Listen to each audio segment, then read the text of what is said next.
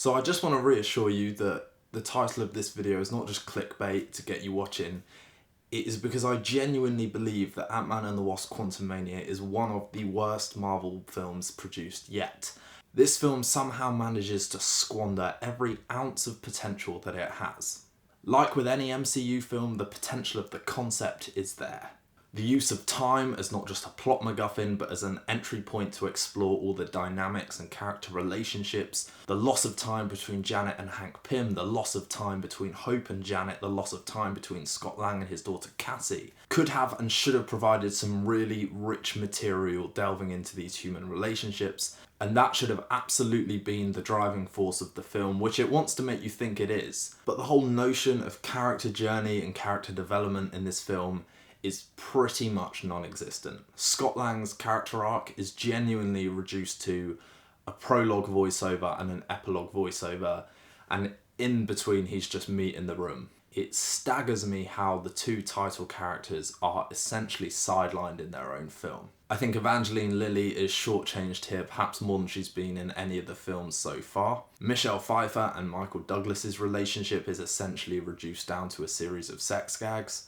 And this new iteration of Cassie Lang is by far the weakest we've got so far. I genuinely think Cassie Lang felt so much more natural and authentic and organic in the one scene she had in Endgame than she does in the entirety of this film. I don't think that's the fault of the actor per se. I think that is mainly due to the fact that the script makes her out to be the same empowered, entitled, generic MCU teenager that we're getting across the board nowadays. And make no mistake, this film's biggest failure is the script. Most of these actors are acting rings around the lines they are given, and none more so than Jonathan Majors. There has been a lot of hype around this film exclusively for Kang, and I think even in the mixed reviews that I've read before watching it, a lot of them found the positivity and the saving grace to be Kang. I wouldn't say Kang is the saving grace of this film whatsoever. Jonathan Majors is. His performance makes Kang somewhat compelling, but if you take Kang as a character, Kang has been woefully overhyped. Jonathan Majors does an incredible job, but Kang in the script is basically just a thespian exposition dump. This film tries to find its emotional kind of grip with this sense of rebellion, this uprising in the quantum realm against the oppression of Kang the Conqueror.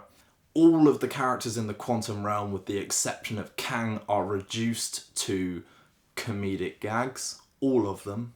I also thought this film would at least have the guts to kill off a big character. If it had been up to me, I would absolutely have just had Kang kill off the entire Ant fam. I think that would have been a brilliant introduction to the character, a perfect mic drop for the start of Phase 5, and would have given not just the film but the MCU some actual stakes going forward. This is the next big bad in the MCU, and there are basically zero casualties. No one significant dies. I was hoping at least Michael Douglas would get to bite the bullet, because he just looks like he wants to be out of the MCU now, and how can you blame him when they give him nothing to work with? But no, we see Kang slaughter a few generic NPC characters, but in terms of him conquering, there is very little of that taking place. Visually, you know, everyone said it already, it's just a CGI blur. It's so unmemorable. There is one hint of a good scene right at the end, and it's shown quite heavily in the trailer, which is Scott Lang and Kang's fight scene.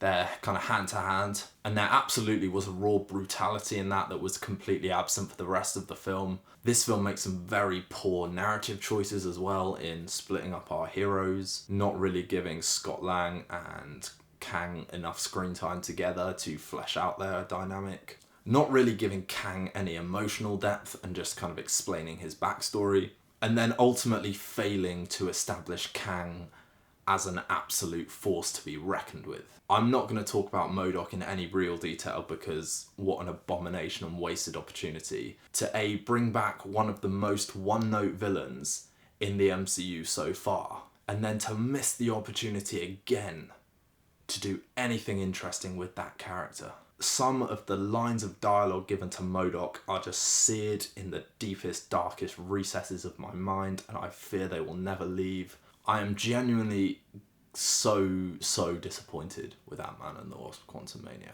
I cannot emphasize that enough. It shows no interest in giving its heroes compelling character arcs. It shows no interest in building out the world of the quantum realm and the people in it with any real depth and complexity. All of these actors deserve so much better than the quality of writing that this film delivers them.